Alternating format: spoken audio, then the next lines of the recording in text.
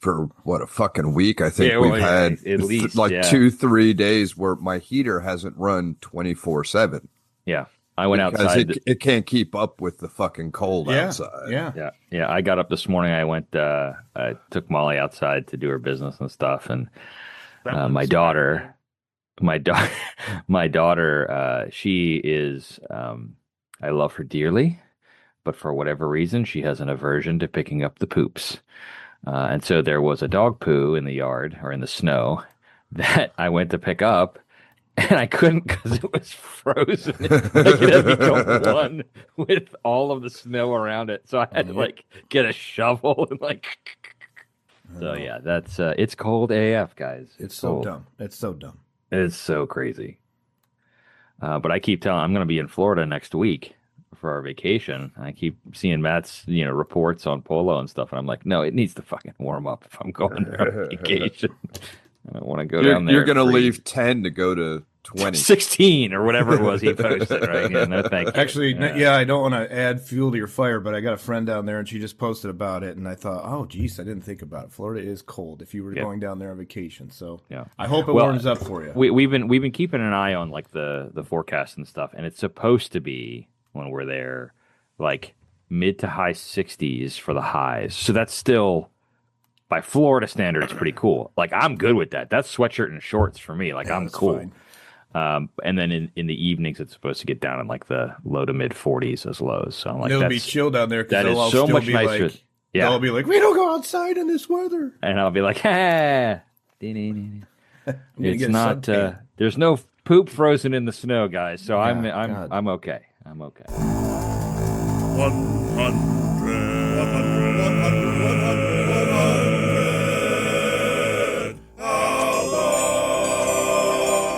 I'm Bert.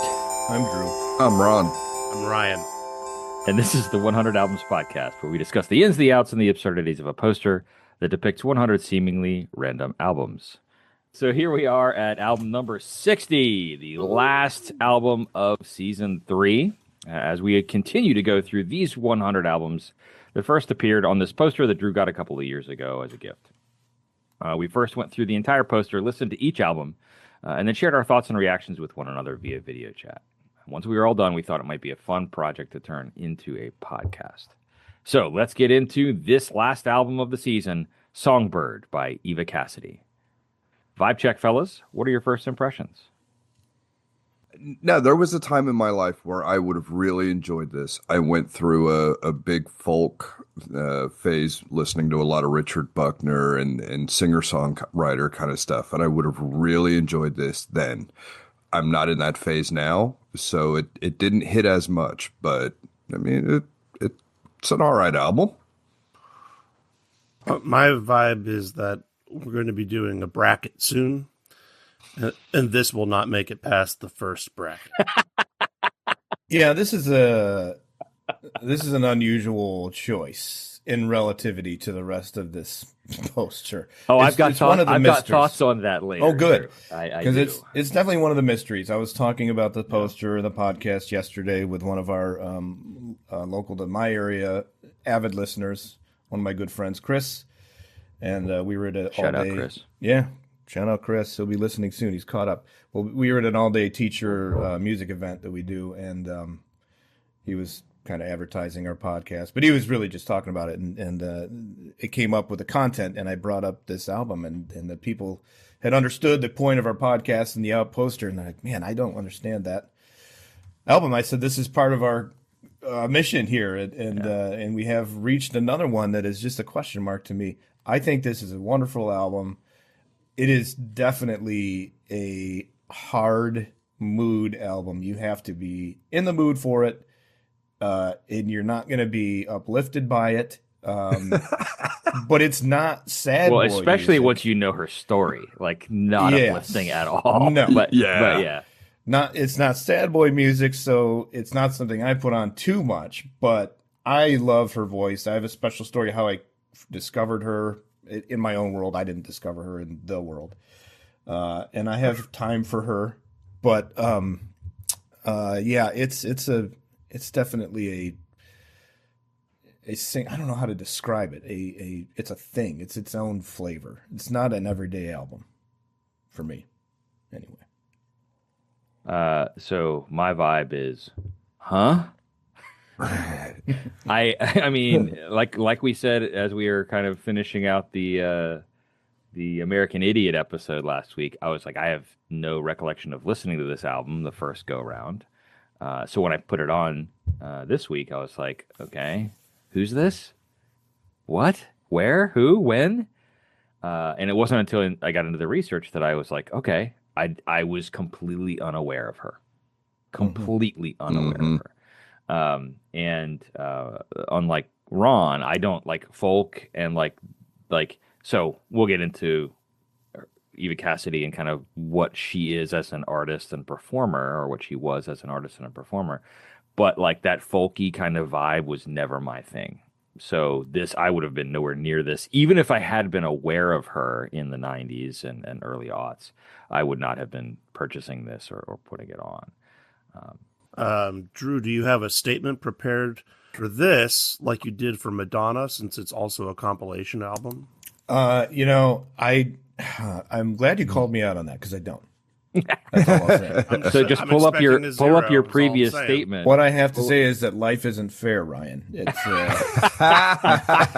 pull up your previous statement and just replace Madonna with Eva Cassidy. I don't know why she got a pass on this. I did note that as I was going through it, because I checked a couple songs that I wanted to know whether she wrote any of them, and I checked one that I didn't know for any other reason, and that was one of her originals. And so I thought, okay, she's got some on here, but yeah, she didn't. I mean, we'll learn about her trajectory here, her arc, in a minute. It was very short, and so maybe there would have been more, maybe not. I don't know, originals, but she definitely what she output. And actually, I want to hear Bert's background on her, because I didn't do that knowing he would, and so that would depend. That would show us a lot about her output potential, because I have a feeling a lot of this was released posthumously. A lot of what she did was released posthumously. That's correct. And it's not really so whether she wrote something or not, maybe she didn't get time to record it. Spoiler alert: she is no longer with us. But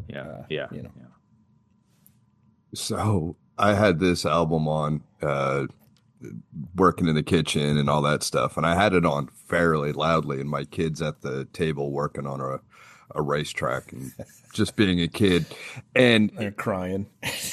Well, dude, so everybody's just quiet. Him and Lois are talking, and he tells Lois, "This song brings my tears." Oh, and he was like, "Daddy, can you put something else on?" And I was like, "Yeah, buddy." So I go to the next song, and hey, it's okay to feel your feelings, man. Yeah, right. Son, and let's then talk about crying.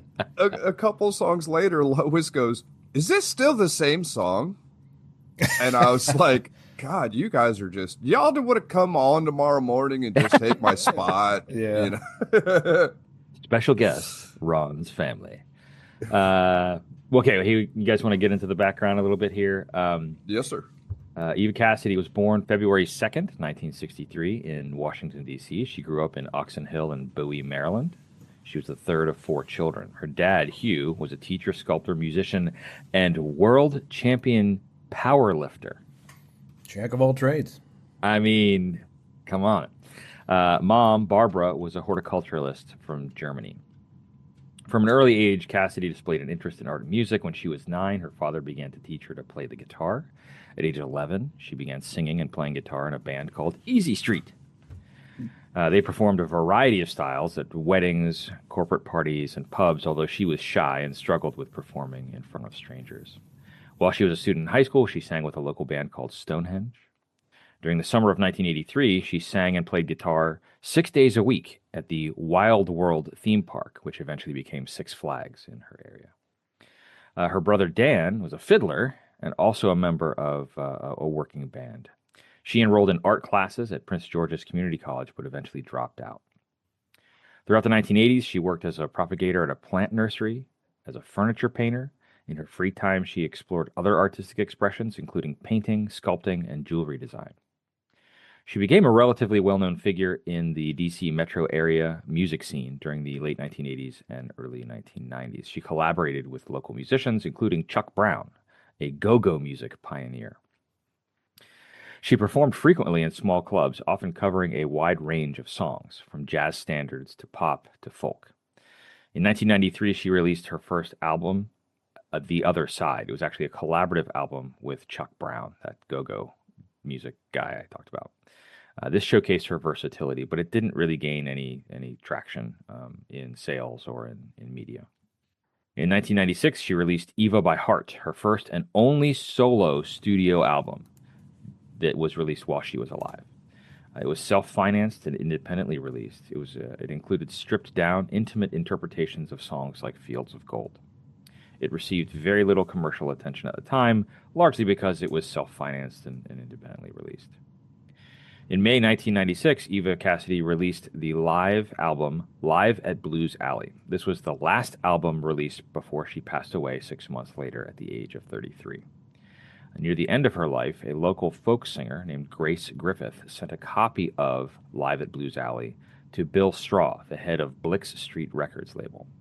Straw approached the Cassidy family to put together a new album, which leads us to this album, Songbird.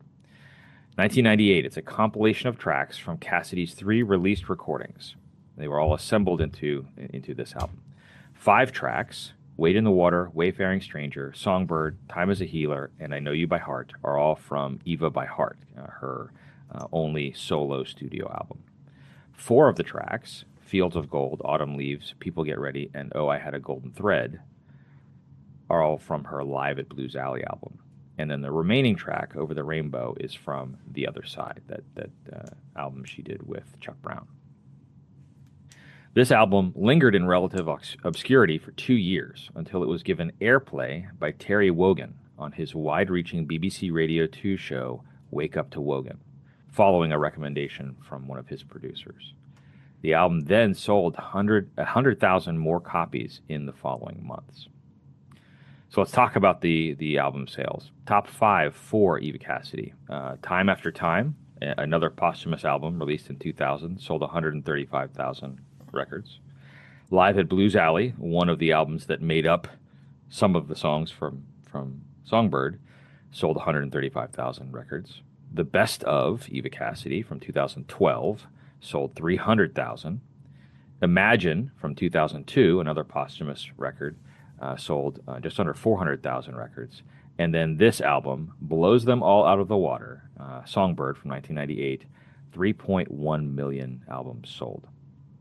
In terms of the charts, in the immediate aftermath of the release of this album, there was really nothing. It wasn't charting or anything. It wasn't until after that exposure on the BBC where Songbird starts to climb the UK charts, eventually reaching number 1.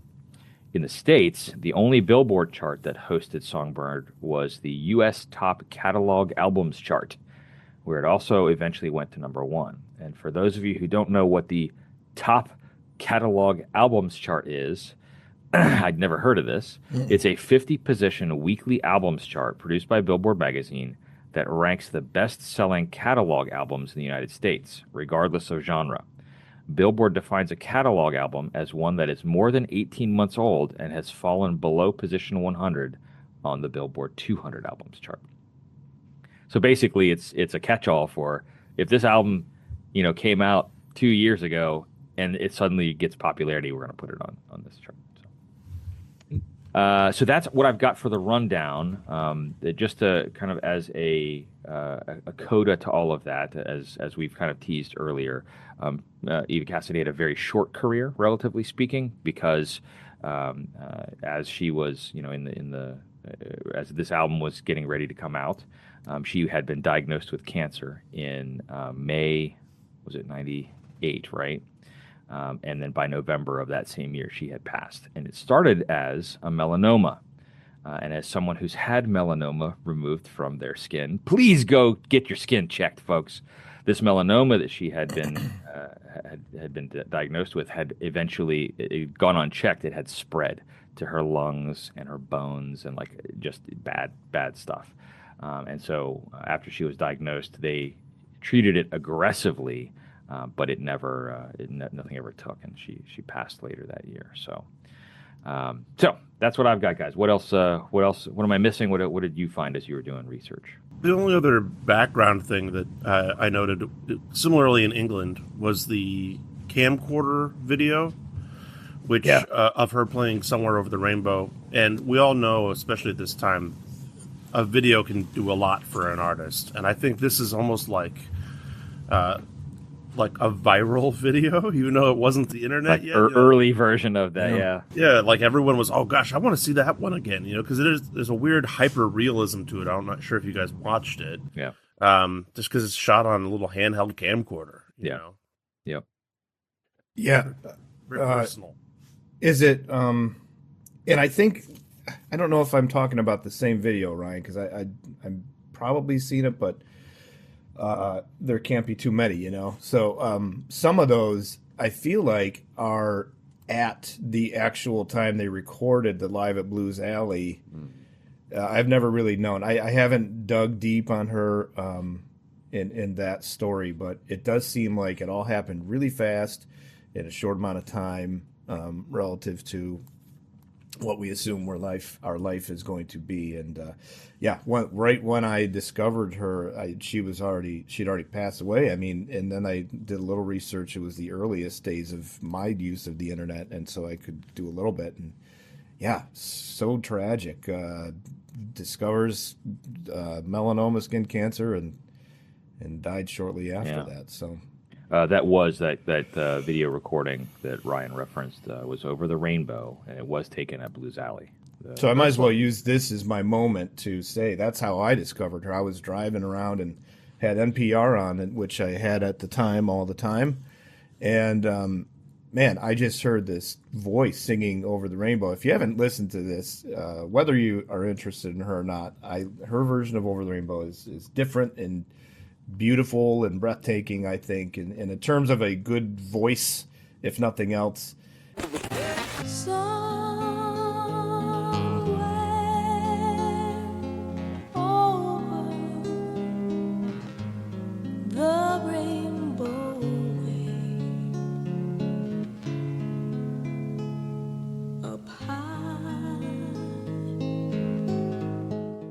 And I was like, oh my God, who is this? And of course, for our younger listeners back in the day, if they didn't announce what they played on the radio, it was the DJ's choice. They didn't have just playlists anywhere so that you could find.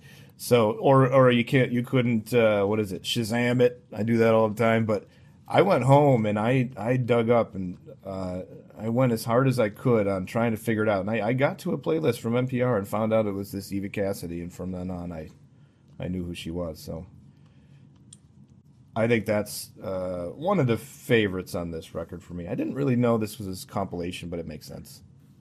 Is there something to that? There's like a human thing where we almost enjoy it because it's so suffering. Yeah. And I think that's disgusting. Yes. Yes, actually, that's one of the. I've got a couple of. Wait, the song is presented suffering, or because we know of her suffering? Well, yeah, I think we feel it. You know what I mean? And that's one of the reasons that we like it. Does that make sense? Well, so one of the things, and so I've got a couple of takes for the end of the episode, so I don't mind burning one now.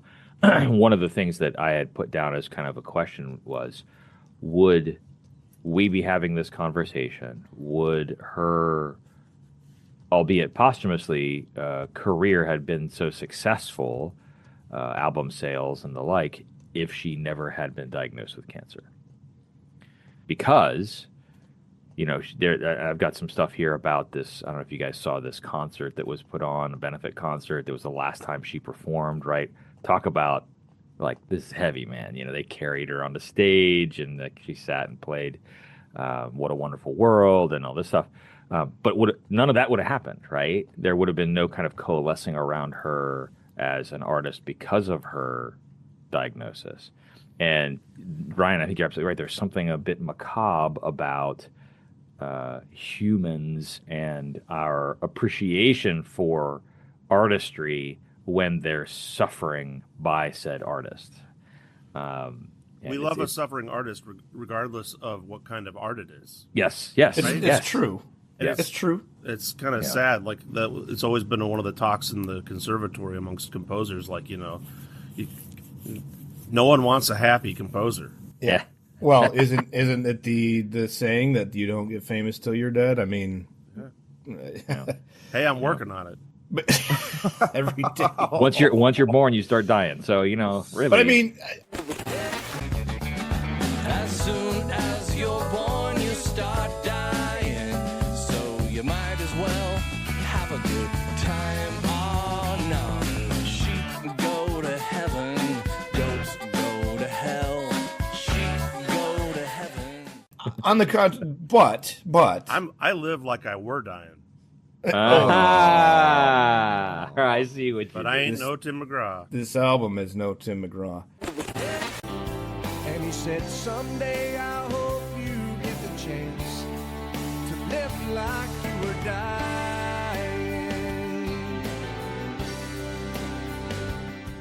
I mean, I understand that, but I think if you think objectively, and I'm not challenging you, so I'm not saying name somebody better, but if you think about it, this voice is unique. I haven't heard anybody with this kind of a voice that doesn't get into. So this album was put together anyway in '98. So we're going through the '90s of her. We've got Britney Spears starting out. Oh, baby, baby, I shouldn't have let you go. And now you're right outside and showing me how you want it to be. Tell me.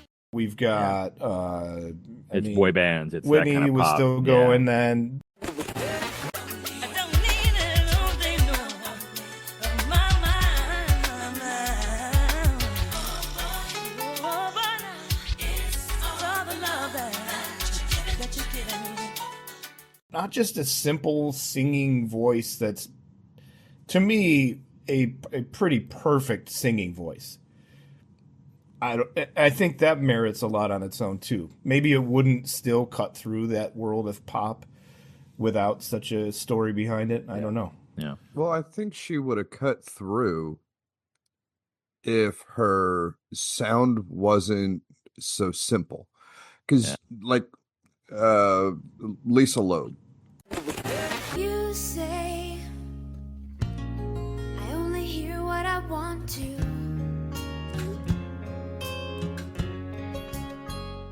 Good voice, but more pop focused. And I think if she would have got in that vein, she maybe would have carried off a little bit more. Her, the folk blues kind of stuff, it blends in with everything. There's nothing really ear catching to me about it anyhow. And so it's kind of like, well, had she lived and had a career, where would she have gone? To me, I can see something similar going to Nashville, and seeing singer-songwriters and that stuff. And that's what it really reminded me of, is going to the Bluebird Cafe. You're going to see this stuff. Yep. But those cats are struggling like a motherfucker to get something going too. Yeah, you're right. So it's really hard to say. Point of clarification, on my track listing for this album, she didn't write anything. Correct. I think that song "I Know You by Heart" is hers. Hold on. I have a that second. wrote by Eve Nelson and Scanlon. Oh, Scanlon. I know Scanlon. Yeah. I don't know what Scanlon Yeah. is. Yeah, no, this is all. I thought she wrote it. I don't. Maybe she Yeah, didn't. this is all the only songs on the album that are not credited are "Wade in the Water." Wade in the water. Wade in the water, children, wade in the water. God's gonna trouble the water. Who's that yonder dress? And "Wayfaring Stranger." I am a poor wayfaring stranger while journeying through the Pretend there's no sickness, which are traditional like public folk or, domain. or yeah, exactly. So the rest of it are all the songs Okay. are written by someone else that she's covering essentially. Yeah. Well, I love the title and concept with lyrically behind I Know You by Heart. That was like, man, that's one of those songs titles that's like, okay, that's an awesome thing to say. Great little sentence. its line is etched in my memory, so I know you by heart. Whoever Ron, wrote it. To your point about where she would fit in, and maybe this is just me thinking about her voice and how she sings, I think she could have done really well as like an opening act for like Norah Jones. Yeah, it totally Yeah, reads. yeah. It feels like that. Yeah, for sure. I hear it. Well, It's got that vibe. she in the Columbia Arts Festival in early 90s, like 92, 93, she opened for Al Green. She opened for the Neville Brothers. So So she had Damn. respect. kind of in that vein. I mean, Al Green obviously is a little bit different than like Norah Jones, but same. You're absolutely right, Ryan. I could absolutely see her as an opening act for larger acts that are either jazz or folk or that kind of That's good to know because you can't. It's when you do People Get Ready. People get ready, there's a train a coming. You don't need no baggage, you just get on board. It can be such cringe if you're somebody like Eva Cassidy. I mean, we've talked about Blue Eyed Soul, right? Have we talked about Blue Eyed Soul? This is definitely Blue Eyed Soul stuff. Yeah. When we had white people doing soul music very well and was accepted, but it's still kind of, to me, sometimes Kind of cringy. a place you don't go, and so it can get Yeah. weird. Well, But- and it's funny you mentioned that song specifically, Drew, because that's a song I really didn't want to like because of that. I was like, ugh. Yeah, it's Yeah. Well, hey, is this a good minute to take a quick break and hear from this week's sponsor? Sure. Yeah. This is kind of like more of an announcement that we received, but I think in a lot of ways this group knows that we have the ability to raise awareness for them. So, here we go. This episode has been made possible in part by the Coalition of Other Valley Foods and Products, which reminds you that there's more than just Nature Valley and Hidden Valley if you like valley-made products. So, you're probably not aware that there's been this push going on within this group. They've banded together recently to try to bring light to their brands, which they feel have been overshadowed by food giants Nature Valley and that with the granola, of course, and the Hidden Valley Ranch. So, but like some of their products sound great. Just listen to these. We got Silicon Valley chips. Oh God. Lonesome Valley dating app. Death Valley bottled water.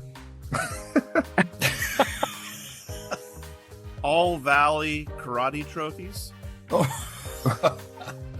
Uncanny Valley meats.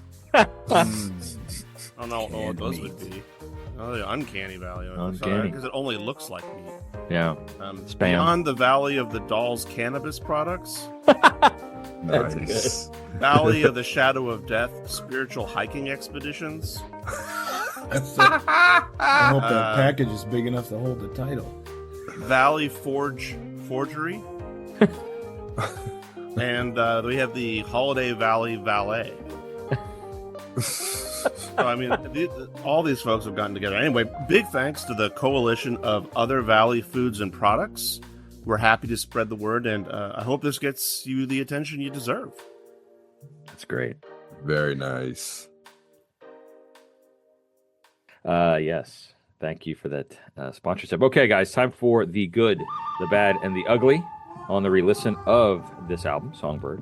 What strikes you? What's good? What's bad? And what is perhaps a little bit ugly? So, listeners, you may recall when we did the Beach Boys episode, we had Matt Nelson on. And I had this little Matt Nelson on my shoulder while I was listening to this, because Matt is so kind, and he always wants to see the best in all things. And I feel like I'm often coming at it the other way. So, Matt, I want you to know I thought of you while I was listening to this, and I really did try to embrace that. So I would say, in terms of good, I think her voice does have a very gorgeous quality to it. It's definitely a unique voice. I think, if you heard her, if you already had heard her before, you'd be like, oh, that's that Eva Cassidy sound, right? Anyway, that's the end of my good. Yes. And it's nicer than I thought you would be to her. Well, I mean, I'll also cop to that. If nothing else, this exercise of re-listens and going through the poster and this kind of stuff has done for me, and we've talked about this before, is, hey, there's always something that you can find that's good, and probably something that you can find that's bad if you're listening critically. And so, I mean, I sent you guys that first Polo message when I was listening to it one morning at work, and I was like, oh, come on. There's a reason that I had completely blocked out Eva Cassidy's Songbird from my memory. Just saying. So what I'll say is good. There were a couple of moments, including moments in People Get Ready.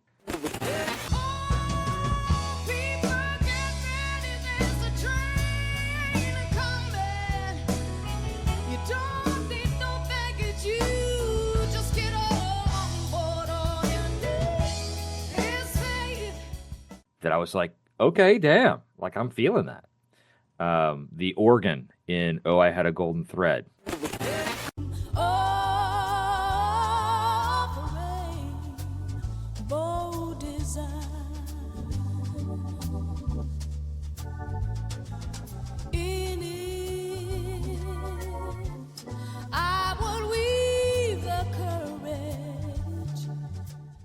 Absolutely love that. Mm-hmm. She's got great musicians on this. And to that point, Drew, the other note I had here was, what did I say? 4 or 5 of the songs came from live performances. Mm-hmm. And you cannot, or I could not discern without looking at the list of which was a studio performance and which was a live performance. Mm-hmm. The live performance is so good, quality-wise, both in recording and in performance, that you can't tell that it's a live. Normally you hear crowd noise in the background, or there's, snap, crackle, pop on the microphone or whatever. And it sounds like a studio recording. So here endeth my good.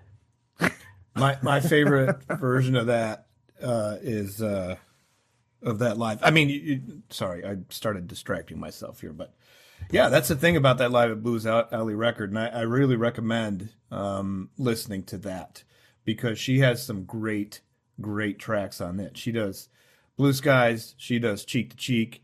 She's got her piano player guy's name on that record anyway is Lenny Williams, and he does some pretty deadly work on that record. And that's the thing about it, is not only the crowd noise isn't there, but their playing is without error. Yeah, you can fix a few things after the fact, but they weren't recording on the digital board in like 1996. It might have been primitive digital, but as musicians, getting a nice take is hard enough, much less a record-worthy take when you're playing live. Yeah. Mm-hmm. So don't we know it? So it's pretty impressive. But Jimmy Smith, Root Down.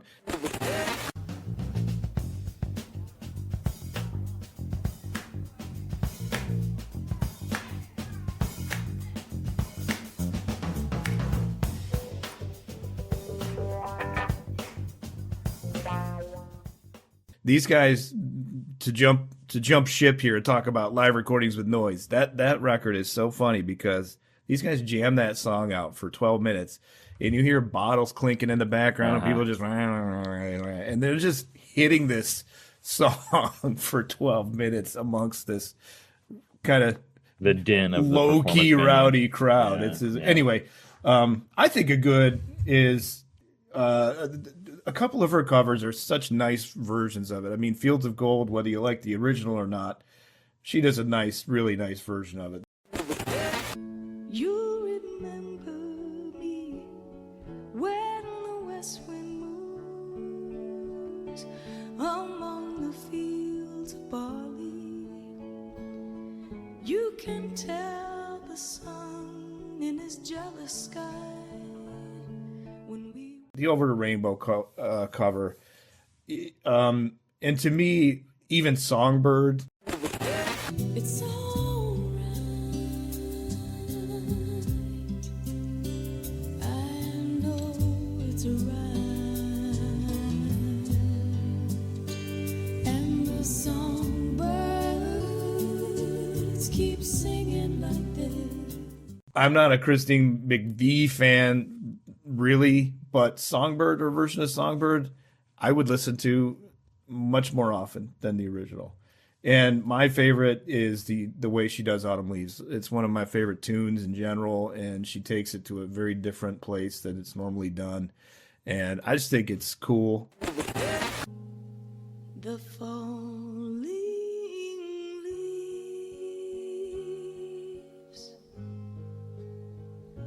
drift by my window.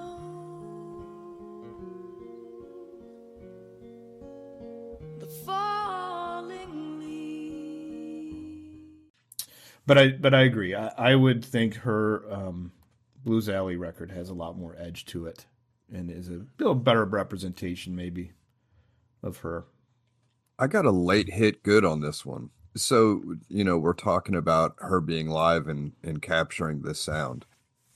All right, so to have an audience quiet, you have to either not be into them, which they're going to be loud because they're not paying attention to you, or they're absolutely enthralled by what you're doing. So I think for an audience to be that quiet and paying attention says a lot about her and her being able to captivate an audience. So I think that's a good. Her voice is good. And I don't have anything bad to say about this. I don't have anything ugly to say about it. So to me, that's good because I tend to lean towards Ryan sometimes on. He is a corrupting influence. I will. Well, yeah. Yes, I mean, I am. but that overly critique part of my brain kicks in. And it didn't on this, and that I think is one the exercise of this project going through it, but also there wasn't anything really that bad or ugly to me. It was just flat as fuck. Yeah, Nothing grabbed me. It's just such a hard mood button. This album, you can't get away And from truly, had I not done the research and found the unfortunate circumstances of her life, I probably been like, okay, cool, we did it, check. But now I'm kind of like, damn, she had a tough life and a really harsh sudden end. So it's kind of like, oh, now I have sympathy. Sympathy for the album. Right. Well, and that goes back to kind of what Ryan was saying at the top of the episode about, we have this weird, as humans, we have this weird thing where it's like you feel sympathy for an artist or whatever. And then that can potentially make things more popular. Well, it definitely hits. Well, except for Gary Glitter.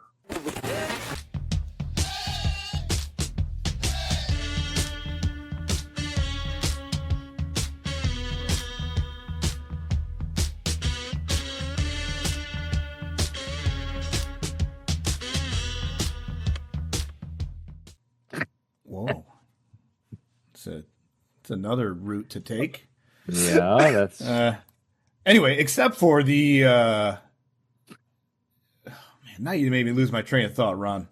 I'm just saying. Okay, back to the plan here. She does hit that vein of Norah Jones and Ryan, your dig at Norah, Ryan's statement earlier about her opening for Norah Jones was a triple hit because that wasn't a good like, oh, I found her place in the world. I know what you were saying by that for sure. It cracked me up. So it does. It puts you into that like, oh, I'm just so calm here. It's that adult contemporary vibe. The number one jazz sale of all time. I was just Norah going to say, I Jones. thought Norah Jones was number one in jazz. Right? Yeah. Think about that's kind of touching on my ugly of this, and it's that 90s era. Again, I mean, we shouldn't have designations of music for race or anything else, but you do. It's a thing. It's real, and I think at a time of life we were stepping a little too far across that line without always having a good reason other than saying, oh, that's a good song, I want to do it. I don't think we should always sing each other's songs, other people's songs. I think that can be ugly. That's my ugly of this album. I know what you're saying is more about culture, but I also think that's true of some of the other covers, like Fields of Gold.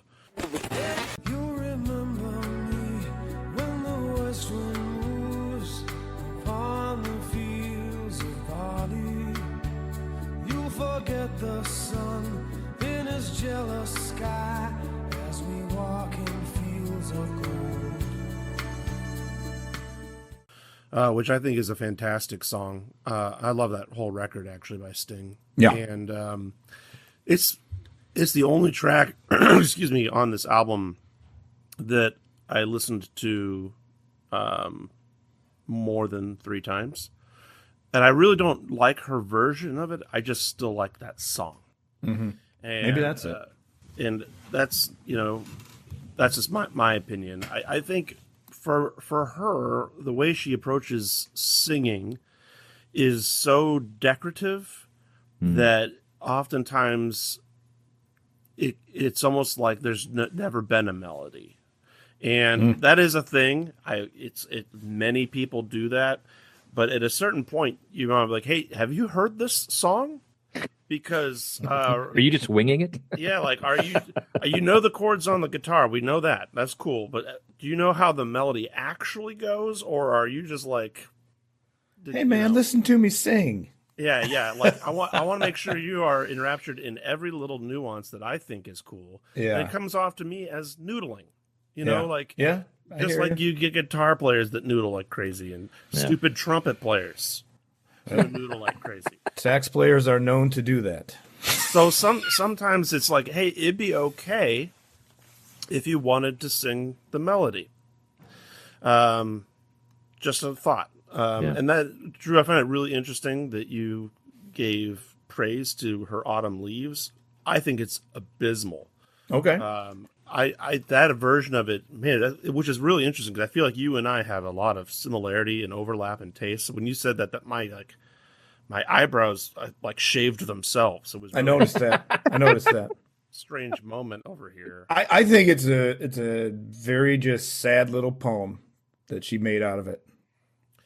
And to your point, though, on your little soliloquy a minute ago, Drew, I felt that in Wade in the Water almost instantly. I'm like, no. Yes. Yeah. Yes. This is you are wading out in waters you shouldn't. Clapping on the 1 and the 3, that kind of thing, Yeah. But the piece de resistance for me is Over the Rainbow, which we need another version of Over the Rainbow, like we need another version of Leonard Cohen's fucking Hallelujah. Your throne and she cut your hair, and from your lips she drew the hallelujah.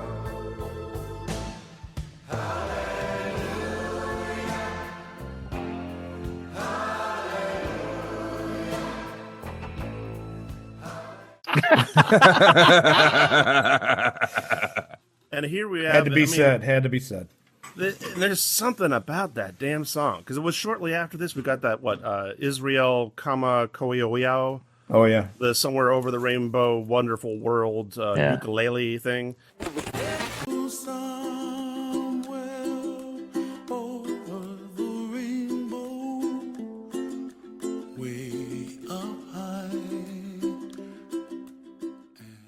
Speaking Also of released posthumously. Yeah. yeah. Yeah. Speaking of noodling, that Yeah. Yeah. Right. And I think both of them are abysmal. I think they're overwrought, and the way that people use them is disgusting. I think they use it to make this supermarket sentimentality that I find plastic and nauseating. Yeah. 100%. I do allow it in my life sometimes, and it worked for me in this case. But I know what you mean. So I think I'm not going to regurgitate most of the stuff that others have said. At the end of the day, at the end of the day, I just did not connect with much of this album. Like I said, there were a couple of moments that hit me, and I was like, okay, that's cool.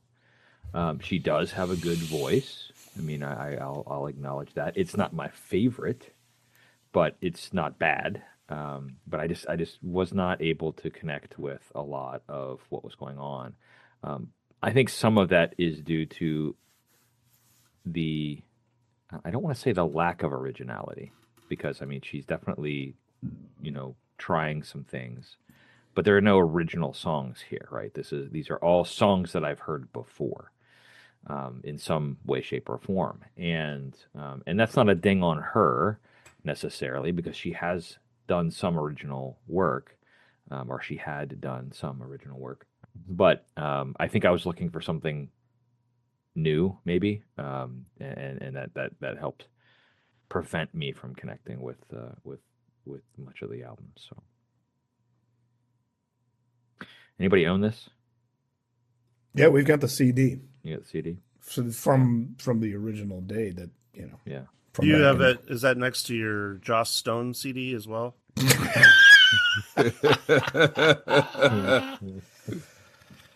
Wait, Joss Stone. I'm thinking of some. What did Joss Stone do? I can't think of any of I'm her. thinking of Nick Acosta, who's Oh, awesome. yeah.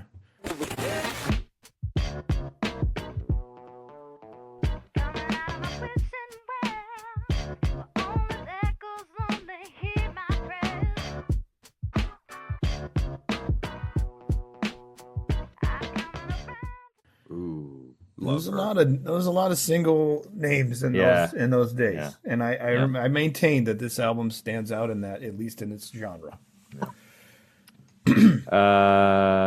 Results and ratings. Ron, where are you at? Scale of 1 to 10. Oh, dude, I'm probably like 4, maybe 3, 3.5.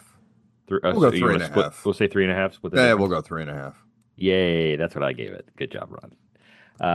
Told so you I was Ron, Camp Bert. Ron said 3.5. I said 3.5. Drew said 9.5, and Ryan said 2. I'm going to explain that in a moment. Our average was a 5.0, and the rank out of 100 albums that put Eva Cassidy's Songbird at 69 out of 100.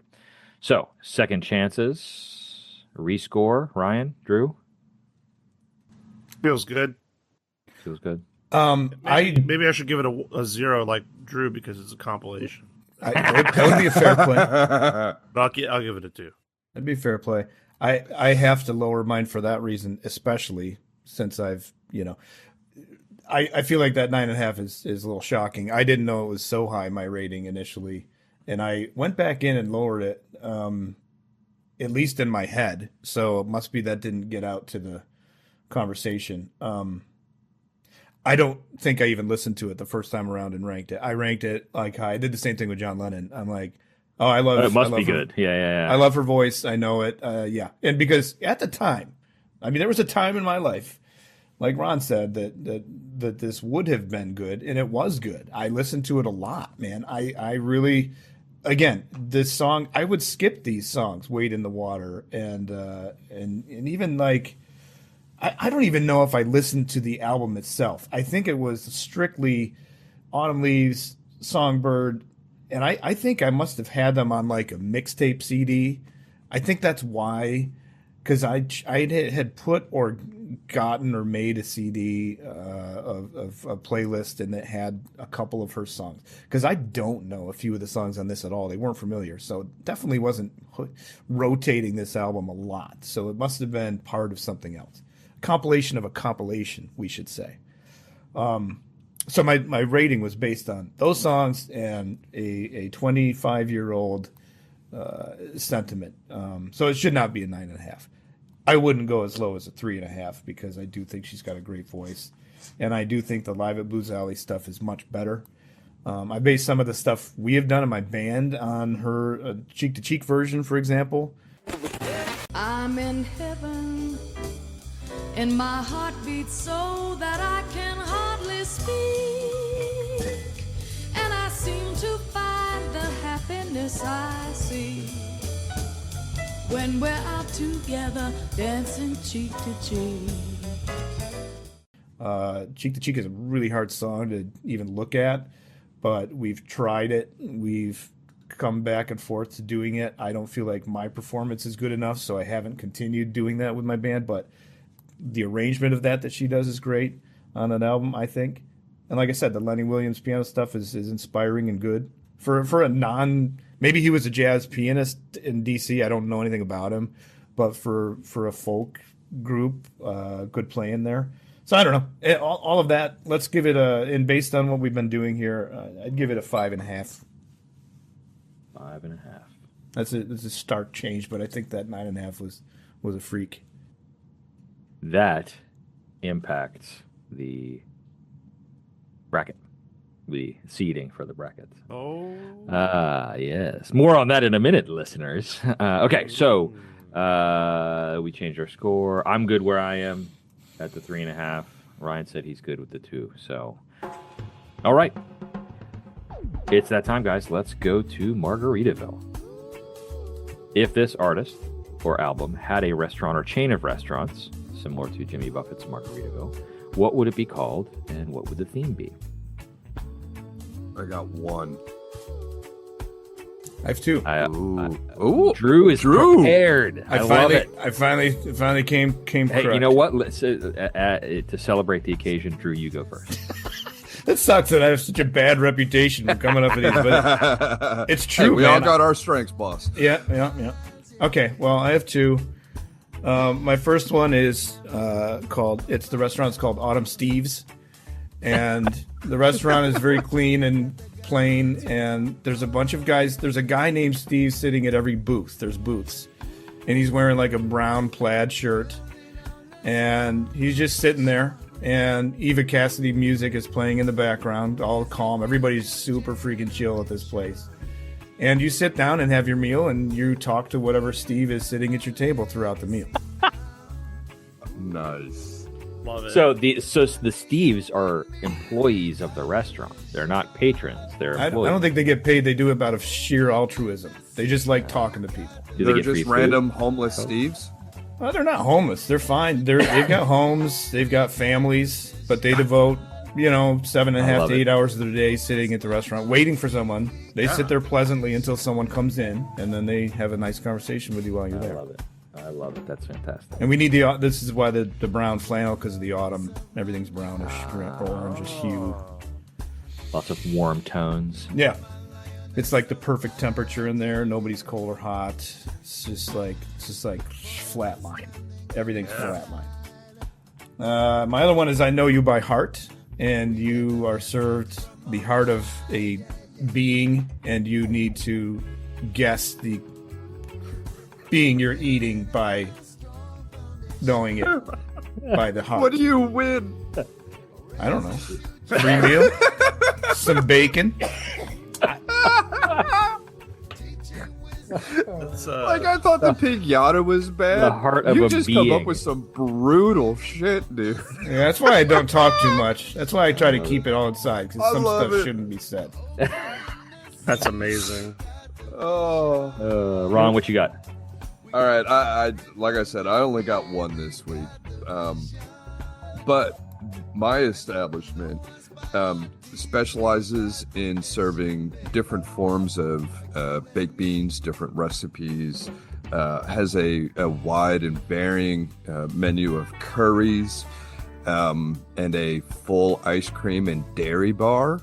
And it's called I Know You by Sharp.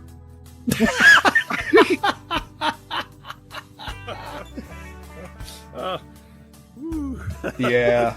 Oh awesome. no, that's good. The fear, I live in the fear of sharding every day. Oh I feel man. like when you go there, instead of napkins, they just give everyone a roll of toilet paper. They're hanging on the wall and the little.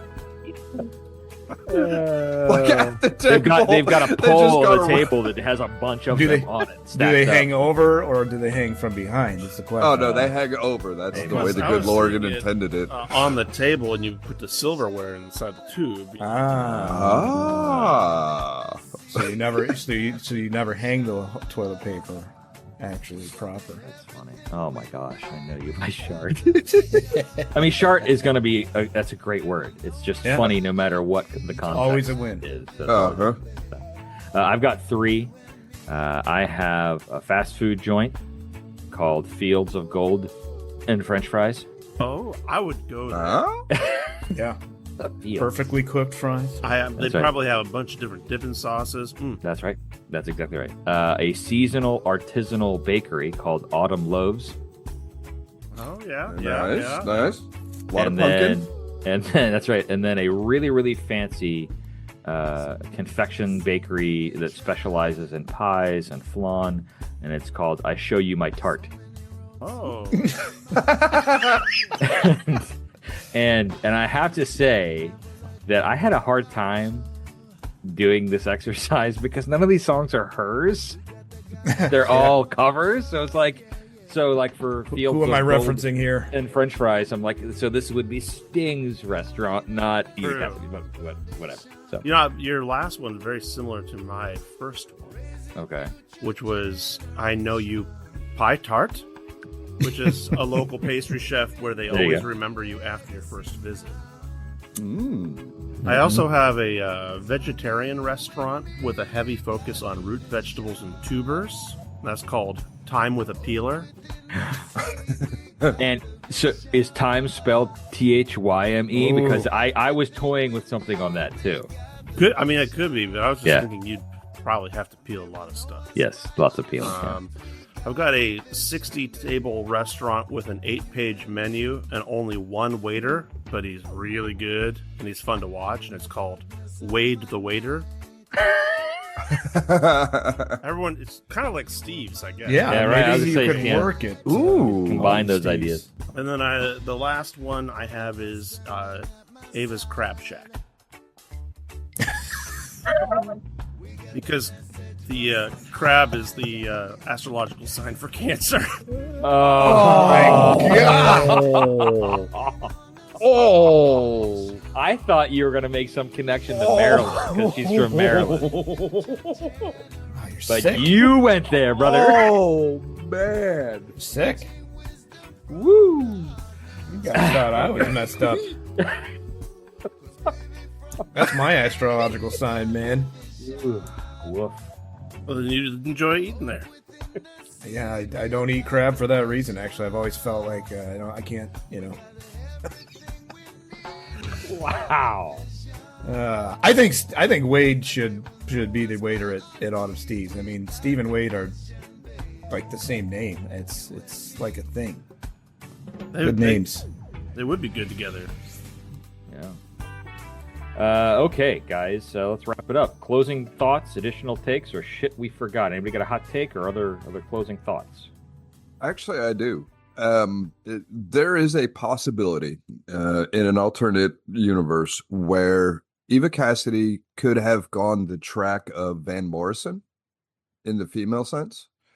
I could really see if she had the right backing band that could make sense. But that I'd go so far as to say anybody who owns an Eva Cassidy would definitely own some Van Morrison. I was just going to say there's a Venn diagram there that has a lot of overlap.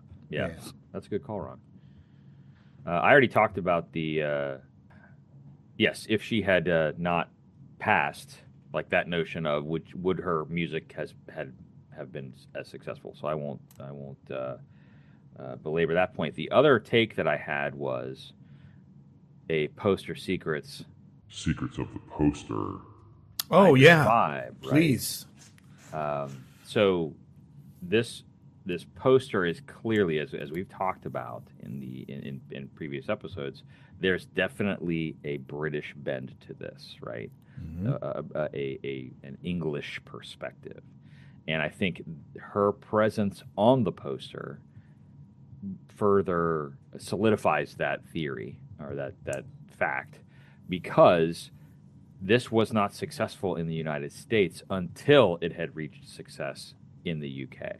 It was on the BBC that her Songbird album, or it was the Over the Rainbow, right, that first kind of grabbed people's attention, and suddenly, after being stagnant on the charts and in sales, it shot up and went to number 1 on the UK charts and that kind of stuff. So to me, this is a sense of, yes, this is definitely British in its kind of perspective. So as we talk more about the kind of the notion of the poster secrets, you got the British perspective, and there's also the turning point in an artist's career theory that we have posited as well, and this further supports that, because, not to sound insensitive, but she was nothing until this album became successful, albeit posthumously, and then suddenly she was, her estate was selling tons and tons of records and whatever. So again, a sharp turn in an artist's career. So I just from the perspective of the poster secrets, I think that her presence, this album's presence on the poster, still fully supports some of the theories that we've been putting forward, kind of further solidifies them. So here's an idea. I wonder if we could track the artists that were like, this came because of Britain, like geographically, by the artists. Do you mean like where the artists are from? No, like where they charted, where pockets of people were listening to, and that way we can nail down where geographically the poster originated from. I mean, or the creator. Yeah. Yeah, because I still don't. I mean, I get what you're saying, Bert. It definitely would have been a trajectory change in her career, posthumously or not. But out of 100 albums, out of all the music that has been written, to pick 100 albums, I see Tim McGraw more relevant on this poster than Eva Cassidy. This one really is stumping me. Yeah. Same as Pavarotti, to be honest. But again, not that I don't like it, but I mean, it's just, I don't understand. Just why, right? Why was this one chosen out of, other genres or other artists or whatever? Yeah. Yeah. It is in that zone of time that many of these records seem to be hitting, the late 90s, early 2000s. Yeah. Well, most of the 90s, actually. Early 2000s. But other than that, I can't figure that out. So we're dealing with a Gen Xer? I've kind of been thinking that all along. It seems pretty heavy in the 90s decade. Well, I'm looking at the list now. There's a lot of stuff that happens before the 90s. Which is what exactly. Which is what threw me off, Yeah. Because David all Bowie, of a sudden, James Brown, Jimi Hendrix, and then it's all over the place. But if ABBA, yeah, but those are historical staples too. They are. Like, those are things that span decades. Yeah. No, those. Well, most of them, I think, are ones that would be universally accepted in that argument. But I think, I don't know, maybe one day I'll sit down and chart out the years. Yeah. Maybe you do it at Ron's restaurant. You could chart out the years. I could chart out the years, as it were. Yeah. Any other thoughts?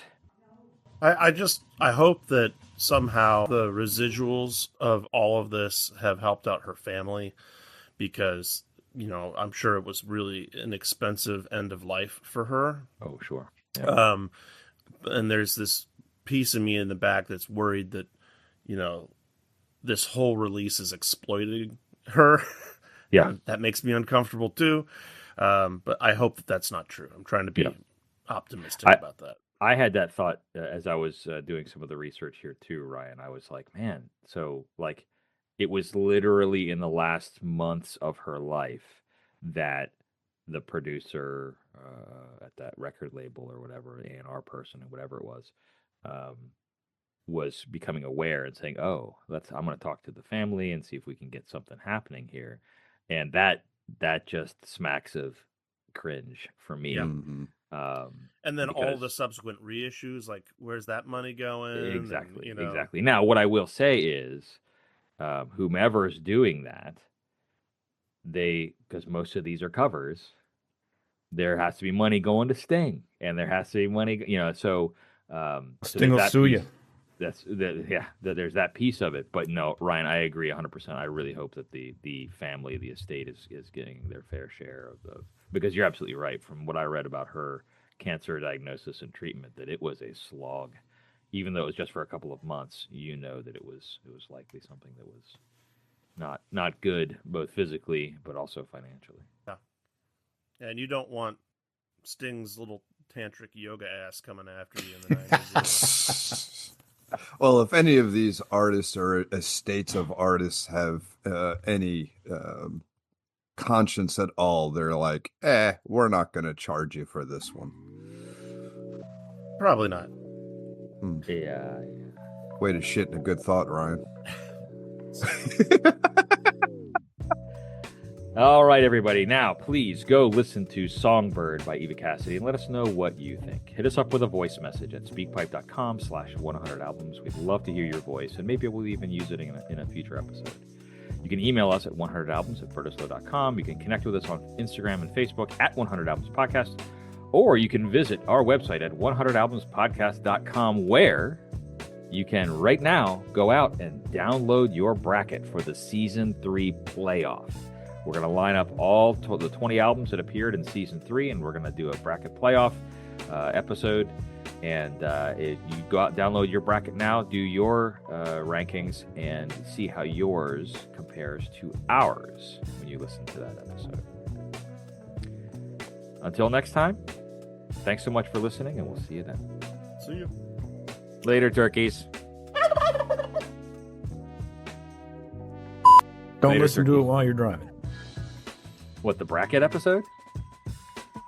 Or the Eva Cassidy. No, this record. It would not be a good Oh. driving record. Oh. It'd be like that Tommy Boy scene when they're like singing and And they're crying. yeah, you'd just be driving in silence. Like anyway, This album makes me want to go out and do a whole lot of cocaine.